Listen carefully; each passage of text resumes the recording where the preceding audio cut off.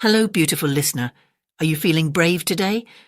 Because I have 5 fantastically scary tales for you today, all by the incredible H.P. Lovecraft.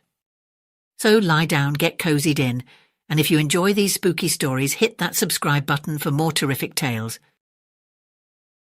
Our first book today is called The Book. My memories are very confused. There is even much doubt as to where they begin. For at times I feel appalling vistas of years stretching behind me, while at other times it seems as if the present moment were an isolated point in a grey, formless infinity. I'm not even certain how I'm communicating this message.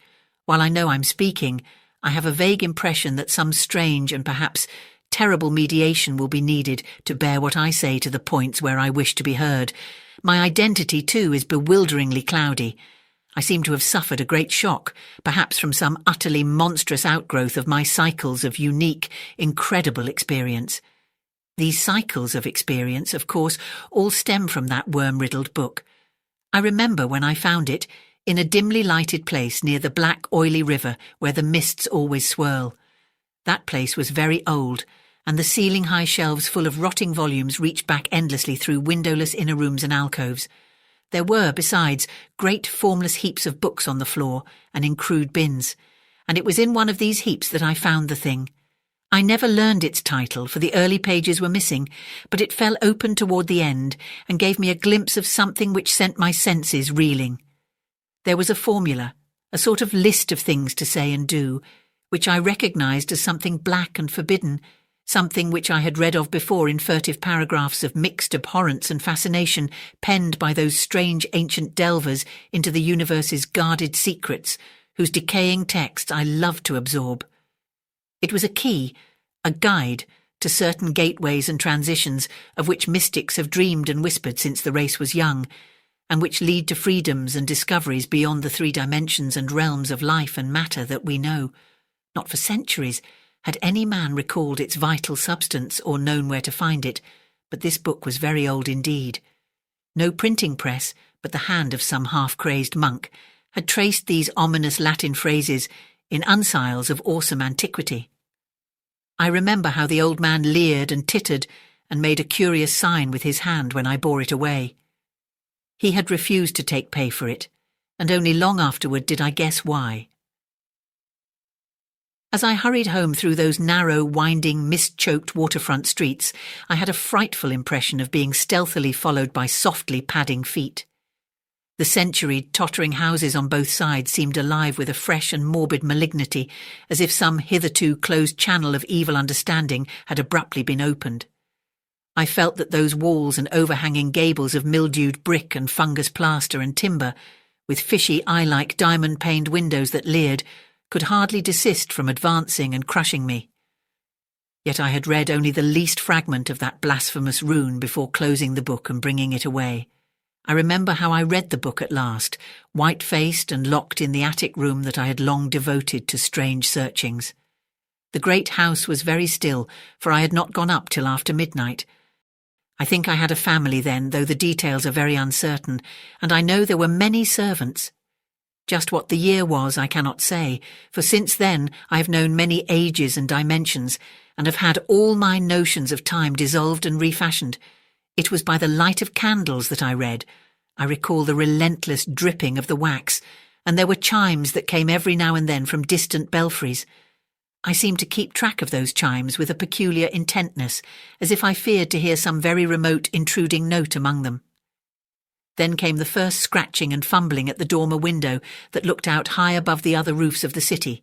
It came as I droned aloud the 9th verse of that primal lay, and I knew amidst my shudders what it meant. For he who passes the gateways always wins a shadow, and never again can he be alone. I had evoked, and the book was indeed all I had suspected. That night I passed the gateway to a vortex of twisted time and vision, and when morning found me in the attic room, I saw in the walls and shelves and fittings that which I had never seen before. Nor could I ever after see the world as I had known it. Mixed with the present scene was always a little of the past and a little of the future, and every once familiar object loomed alien in the new perspective brought by my widened sight. From then on, I walked in a fantastic dream of unknown and half-known shapes, and with each new gateway crossed, the less plainly could I recognize the things of the narrow sphere to which I had so long been bound. What I saw about me, none else saw, and I grew doubly silent and aloof lest I be thought mad. Dogs had a fear of me, for they felt the outside shadow which never left my side. But still I read more, in hidden, forgotten books and scrolls to which my new vision led me, and pushed through fresh gateways of space and being and life patterns toward the core of the unknown cosmos. I remember the night I made the 5 concentric circles of fire on the floor, and stood in the innermost one chanting that monstrous litany the messenger from Tartary had brought. The walls melted away, and I was swept by a black wind through gulfs of fathomless grey, with the needle-like pinnacles of unknown mountains miles below me. After a while there was utter blackness, and then the light of myriad stars forming strange alien constellations. Finally, I saw a green-litten plain far below me, and discerned on it the twisted towers of a city built in no fashion I had ever known or read of or dreamed of. As I floated closer to that city, I saw a great square building of stone in an open space, and felt a hideous fear clutching at me. I screamed and struggled, and after a blankness was again in my attic room, sprawled flat over the 5 phosphorescent circles on the floor. In that night's wandering, there was no more of strangeness than in many a former night's wandering, but there was more of terror because I knew I was closer to those outside gulfs and worlds than I had ever been before. Thereafter, I was more cautious with my incantations, for I had no wish to be cut off from my body, and from the earth in unknown abysses whence I could never return. The Beast in the Cave. The horrible conclusion which had been gradually obtruding itself upon my confused and reluctant mind was now an awful certainty. I was lost, completely, hopelessly lost, in the vast and labyrinthine recesses of the mammoth cave. Turn as I might, in no direction could my straining vision seize on any object capable of serving as a guidepost to set me on the outward path. That never more should I behold the blessed light of day, or scan the pleasant hills and dales of the beautiful world outside, my reason could no longer entertain the slightest unbelief. Hope had departed. Yet, indoctrinated as I was by a life of philosophical study, I derived no small measure of satisfaction from my unimpassioned demeanour, for although I had frequently read of the wild frenzies into which were thrown the victims of similar situations, I experienced none of these, but stood quiet as soon as I clearly realised the loss of my bearings. Nor did the thought that I had probably wandered beyond the utmost limits of an ordinary search cause me to abandon my composure even for a moment. If I must die, I reflected, then was this terrible yet majestic cavern as welcome a sepulchre as that which any churchyard might afford, a conception which carried with it more of tranquillity than of despair. Starving would prove my ultimate fate. Of this I was certain. Some I knew had gone mad under circumstances such as these, but I felt that this end would not be mine.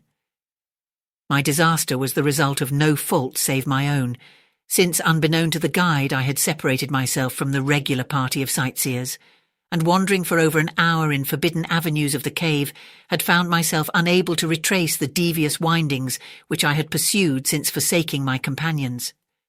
Already my torch had begun to expire. Soon I would be enveloped by the total and almost palpable blackness of the bowels of the earth. As I stood in the waning, unsteady light, I idly wondered over the exact circumstances of my coming end.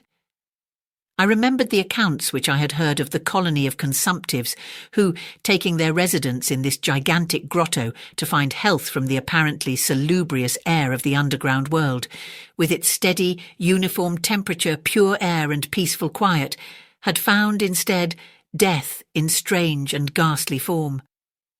I had seen the sad remains of their ill-made cottages as I passed them by with the party, and had wondered what unnatural influence a long sojourn in this immense and silent cavern would exert upon one as healthy and as vigorous as I. Now, I grimly told myself, my opportunity for settling this point had arrived, provided that want of food should not bring me too speedy a departure from this life. As the last fitful rays of my torch faded into obscurity, I resolved to leave no stone unturned, no possible means of escape neglected. So summoning all the powers possessed by my lungs, I set up a series of loud shoutings, in the vain hope of attracting the attention of the guide by my clamour. Yet, as I called, I believed in my heart that my cries were to no purpose, and that my voice, magnified and reflected by the numberless ramparts of the black maze about me, fell upon no ears save my own. All at once, however, my attention was fixed with a start, as I fancied that I heard the sound of soft approaching steps on the rocky floor of the cavern. Was my deliverance about to be accomplished so soon? Had then all my horrible apprehensions been for naught, and was the guide, having marked my unwarranted absence from the party, following my course and seeking me out in this limestone labyrinth? Whilst these joyful queries arose in my brain, I was on the point of renewing my cries, in order that my discovery might come the sooner, when in an instant my delight was turned to horror as I listened, for my ever-acute ear, now sharpened in even greater degree by the complete silence of the cave, bore to my benumbed understanding the unexpected and dreadful knowledge that these footfalls were not like those of any mortal man. In the unearthly stillness of this subterranean region, the tread of the booted guide would have sounded like a series of sharp and incisive blows.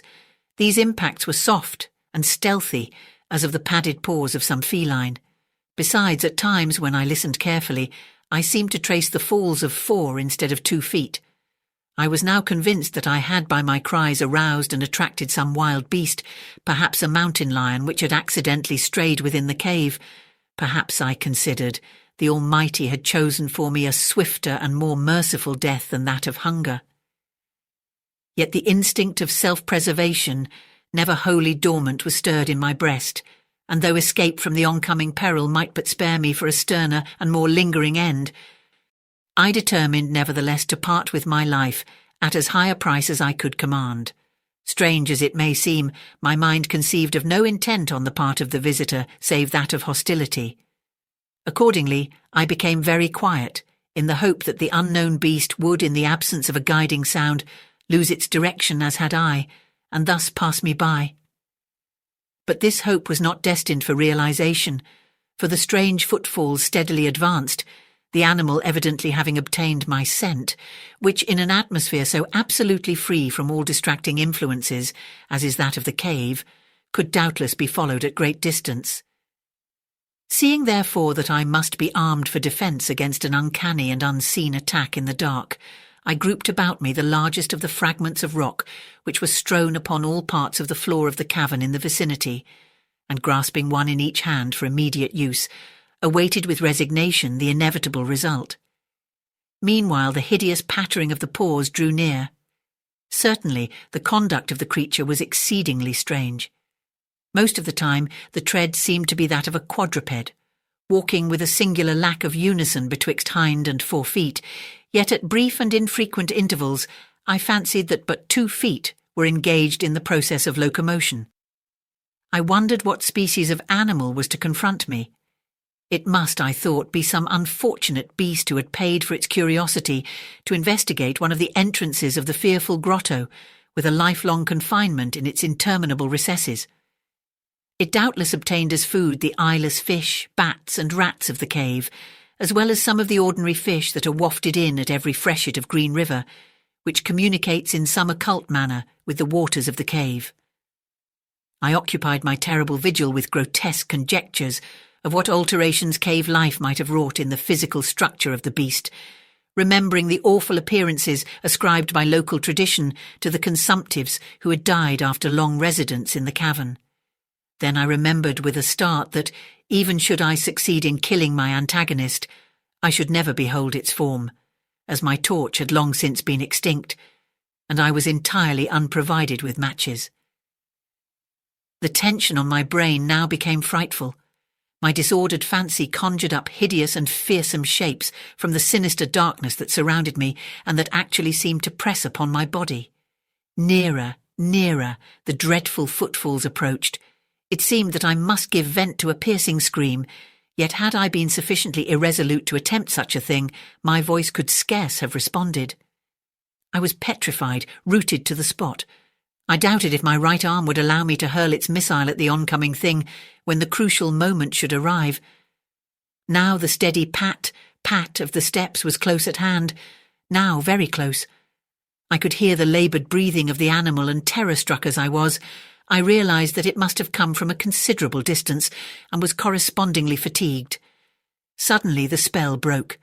My right hand, guided by my ever-trustworthy sense of hearing, threw with full force the sharp-angled bit of limestone which it contained, toward that point in the darkness from which emanated the breathing and pattering, and, wonderful to relate, it nearly reached its goal, for I heard the thing jump, landing at a distance away where it seemed to pause.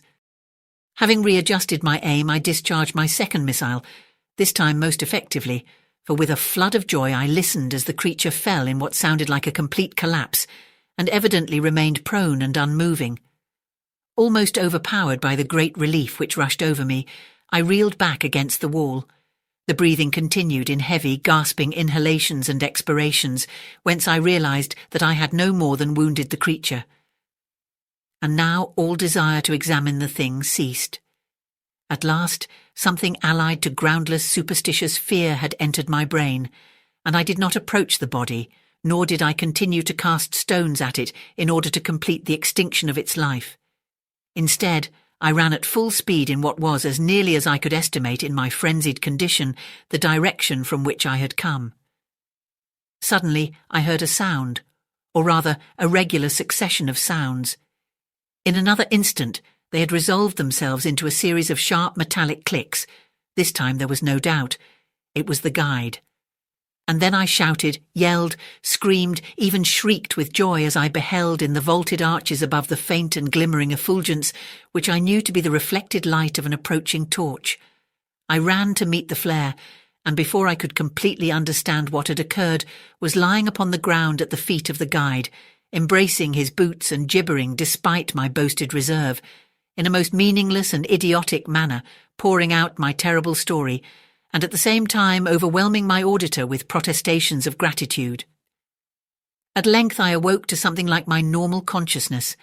The guide had noted my absence upon the arrival of the party at the entrance of the cave, and had, from his own intuitive sense of direction, proceeded to make a thorough canvass of the by-passages just ahead of where he had last spoken to me, locating my whereabouts after a quest of about 4 hours.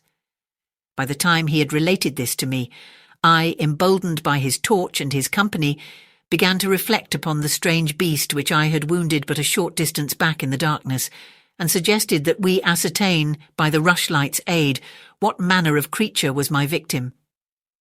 Accordingly, I retraced my steps, this time with a courage born of companionship, to the scene of my terrible experience.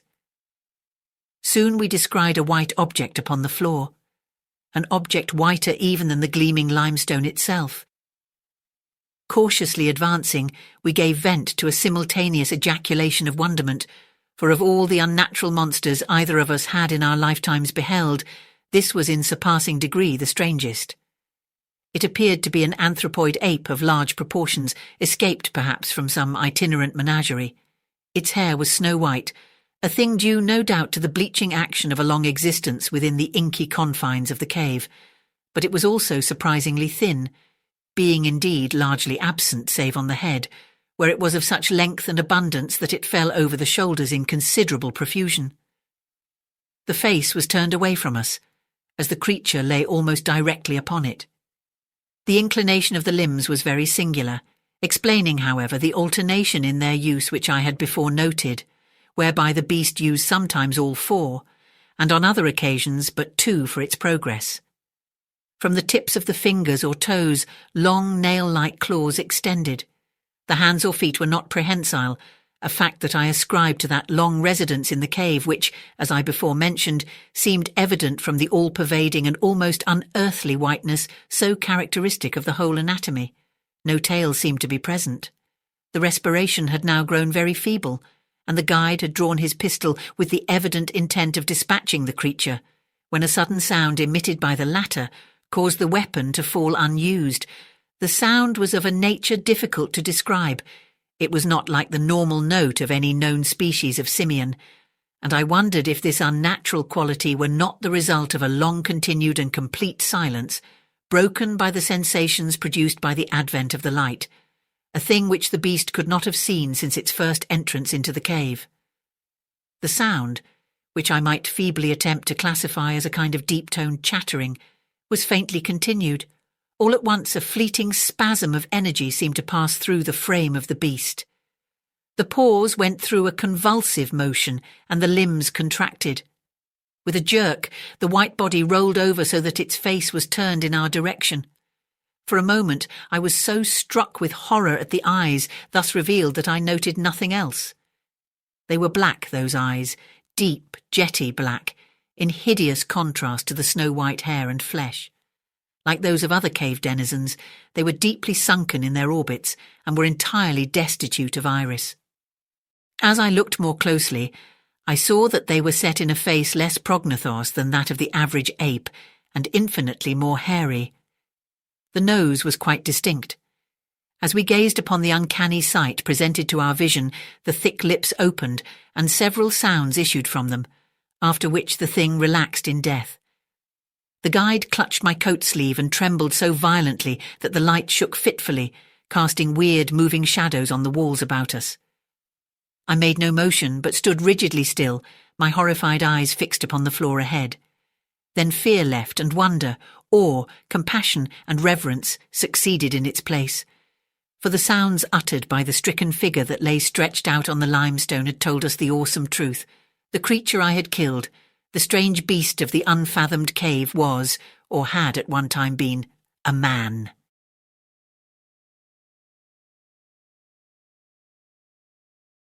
The Thing in the Moonlight. Morgan is not a literary man.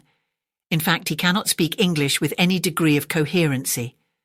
That is what makes me wonder about the words he wrote, though others have laughed. He was alone the evening it happened. Suddenly, an unconquerable urge to write came over him, and taking pen in hand, he wrote the following. My name is Howard Phillips. I live at 66 College Street in Providence, Rhode Island.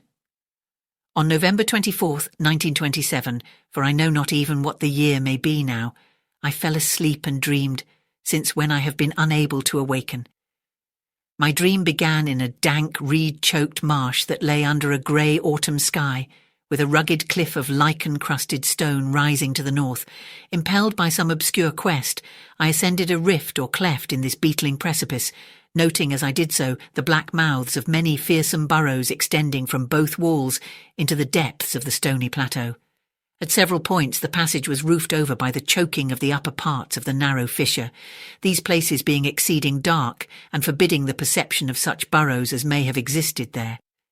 In one such dark space I felt conscious of a singular accession of fright, as if some subtle and bodiless emanation from the abyss were engulfing my spirit. But the blackness was too great for me to perceive the source of my alarm. At length I emerged upon a tableland of moss-grown rock and scanty soil, lit by a faint moonlight which had replaced the expiring orb of day.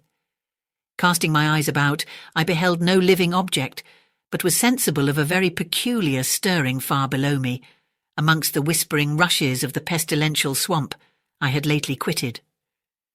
After walking for some distance, I encountered the rusty tracks of a street railway and the worm-eaten poles which still held the limp and sagging trolley wire. Following this line, I soon came upon a yellow, vestibuled car numbered 1852, of a plain double-trucked type common from 1900 to 1910. It was untenanted, but evidently ready to start, the trolley being on the wire and the air brake now and then throbbing beneath the floor.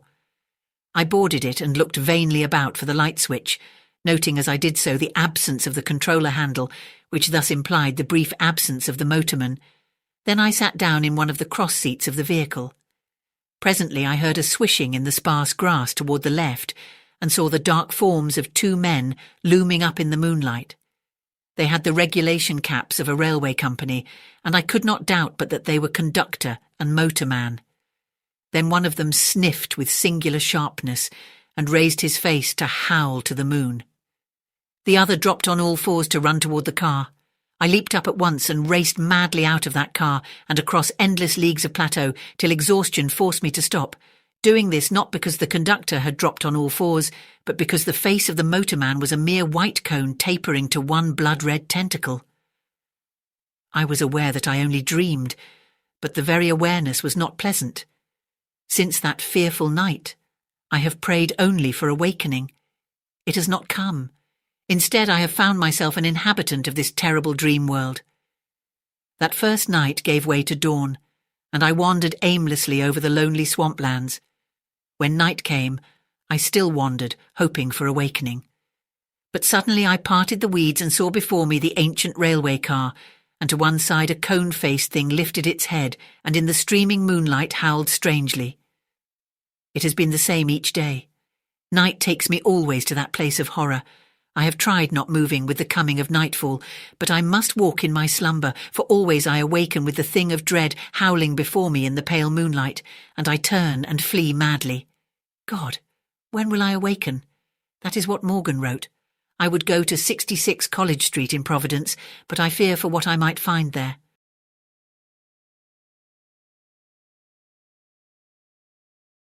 What the Moon Brings. I hate the moon, I'm afraid of it, for when it shines on certain scenes familiar and loved it sometimes makes them unfamiliar and hideous.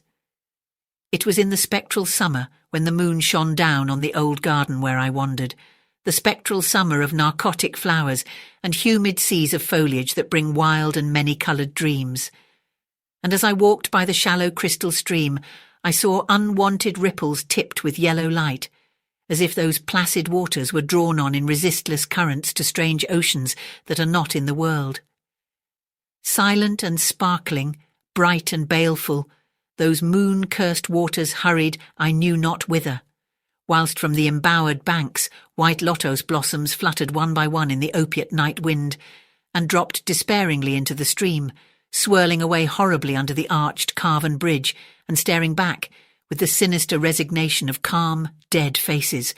And as I ran along the shore, crushing sleeping flowers with heedless feet, and maddened ever by the fear of unknown things and the lure of the dead faces, I saw that the garden had no end under that moon, for where by day the walls were, there stretched now only new vistas of trees and paths, flowers and shrubs, stone idols and pagodas, and bendings of the yellow-litten stream past grassy banks and under grotesque bridges of marble.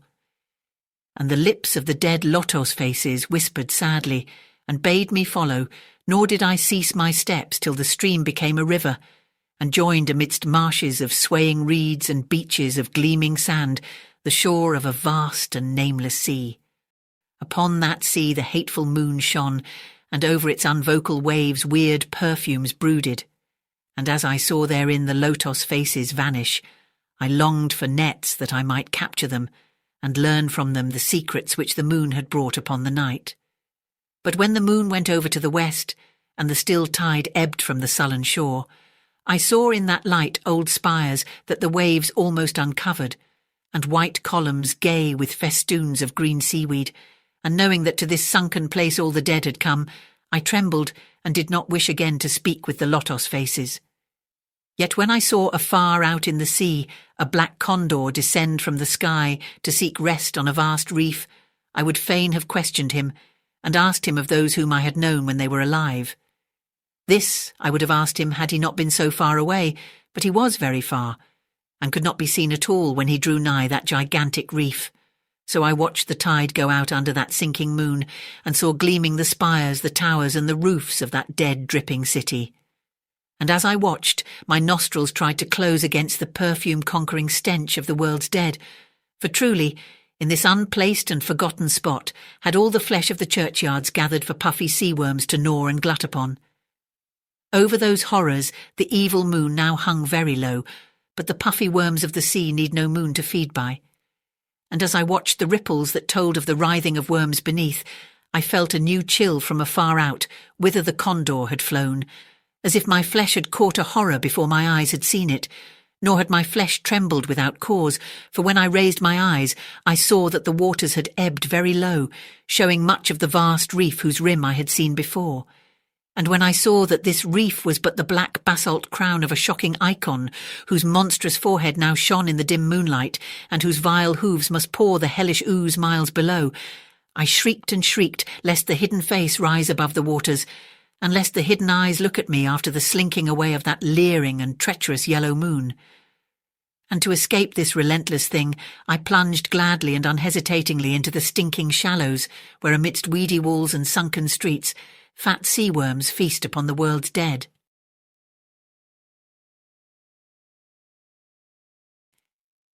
Dagon.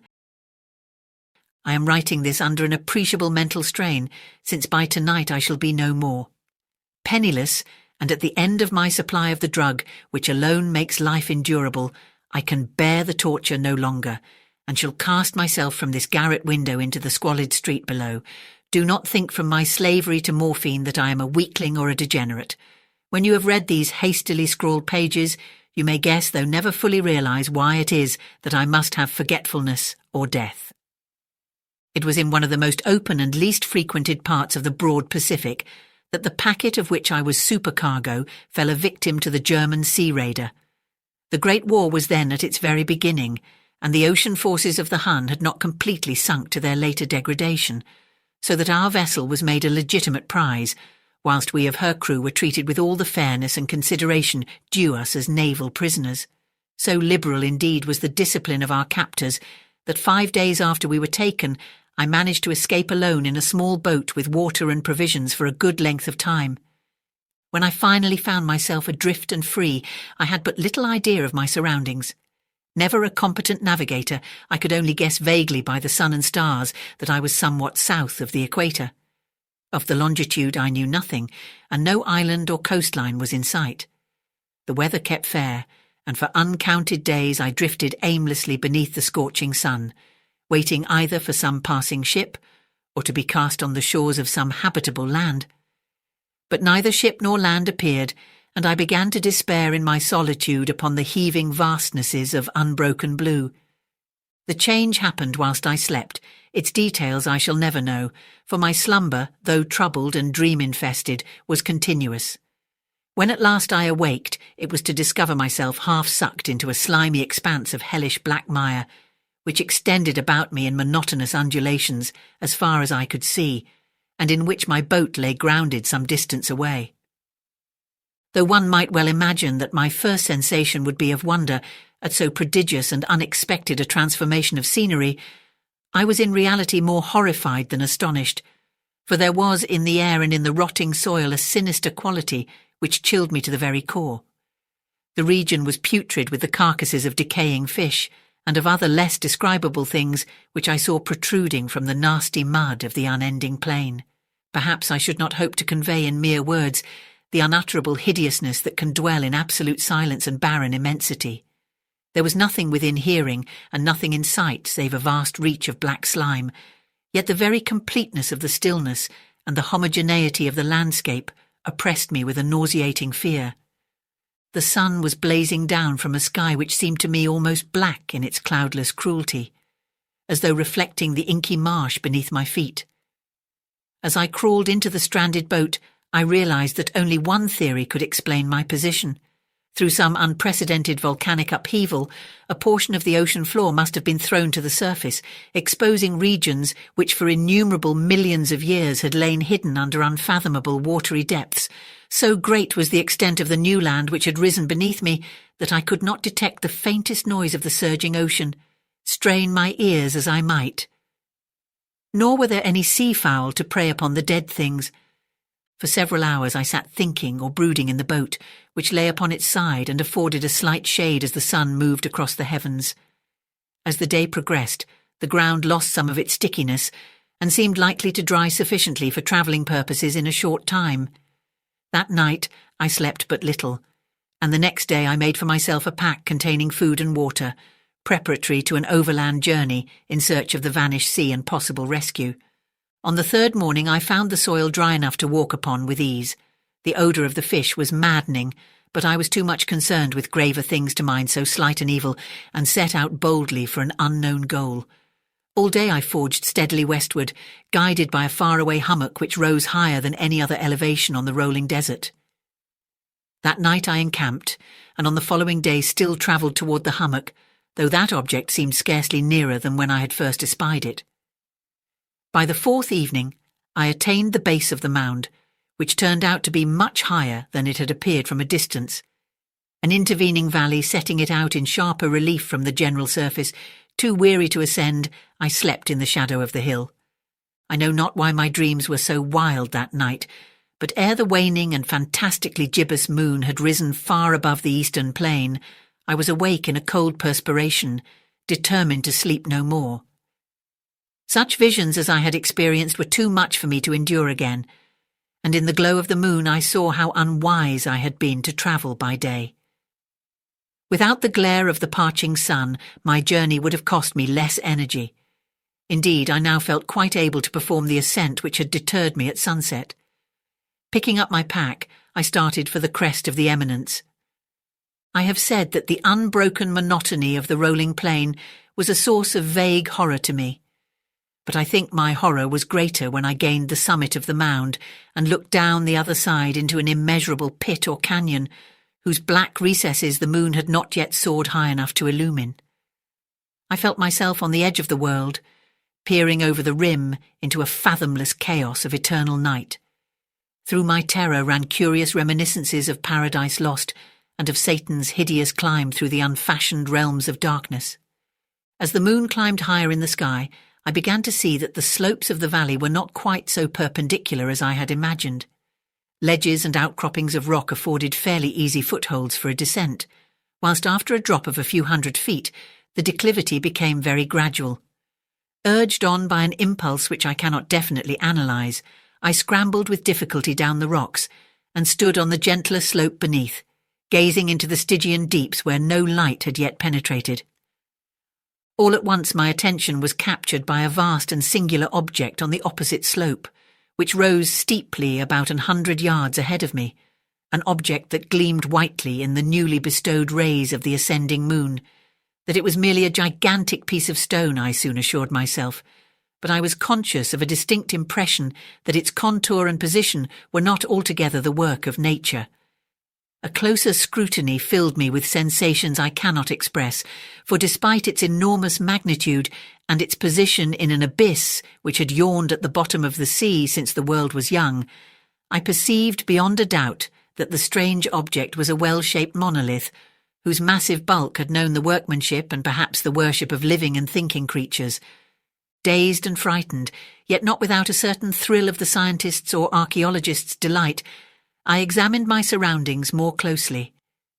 The moon, now near the zenith, shone weirdly and vividly above the towering steeps that hemmed in the chasm, and revealed the fact that a far-flung body of water flowed at the bottom, winding out of sight in both directions and almost lapping my feet as I stood on the slope. Across the chasm, the wavelets washed the base of the Cyclopean monolith, on whose surface I could now trace both inscriptions and crude sculptures. The writing was in a system of hieroglyphics unknown to me and unlike anything I had ever seen in books, consisting for the most part of conventionalized aquatic symbols such as fishes, eels, octopi, crustaceans, mollusks, whales and the like. Several characters obviously represented marine things which are unknown to the modern world, but whose decomposing forms I had observed on the ocean-risen plain. It was the pictorial carving, however, that did most to hold me spellbound. Plainly visible across the intervening water on account of their enormous size were an array of bas-reliefs whose subjects would have excited the envy of a Doré. I think that these things were supposed to depict men, at least a certain sort of men, though the creatures were shown disporting like fishes in the waters of some marine grotto, or paying homage at some monolithic shrine which appeared to be under the waves as well.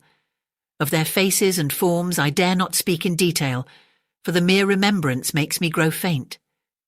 Grotesque beyond the imagination of a Poe or a Bulwer, they were damnably human in general outline despite webbed hands and feet, shockingly wide and flabby lips, glassy bulging eyes, and other features less pleasant to recall.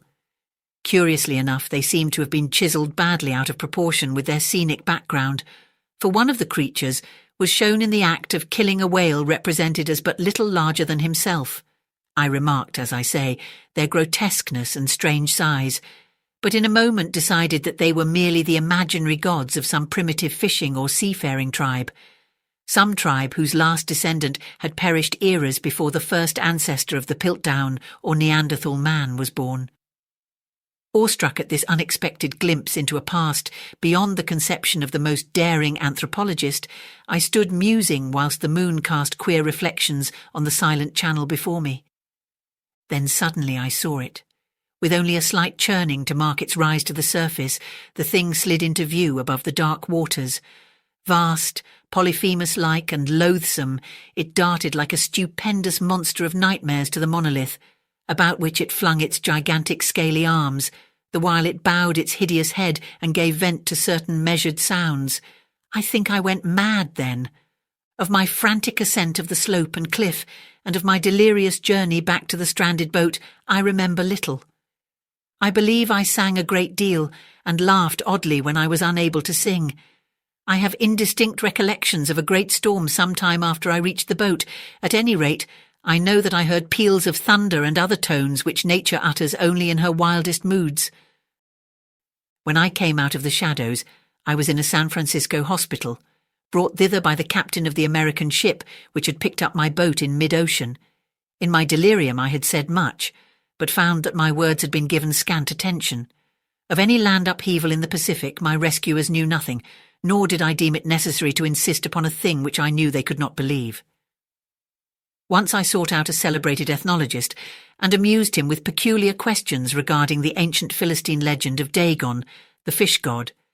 But soon perceiving that he was hopelessly conventional, I did not press my inquiries.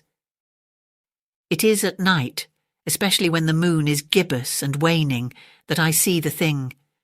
I tried morphine, but the drug has given only transient surcease and has drawn me into its clutches as a hopeless slave. So now I am to end it all, having written a full account for the information or the contemptuous amusement of my fellow men. Often I ask myself if it could not all have been a pure phantasm, a mere freak of fever, as I lay sun-stricken and raving in the open boat after my escape from the German man-of-war. This I ask myself, but ever does there come before me a hideously vivid vision in reply. I cannot think of the deep sea without shuddering at the nameless things that may at this very moment be crawling and floundering on its slimy bed, worshipping their ancient stone idols and carving their own detestable likenesses on submarine obelisks of water-soaked granite. I dream of a day when they may rise above the billows to drag down in their reeking talons the remnants of puny, war-exhausted mankind, of a day when the land shall sink and the dark ocean floor shall ascend amidst universal pandemonium. The end is near. I hear a noise at the door as of some immense slippery body lumbering against it. It shall not find me. God, that hand! The window! The window!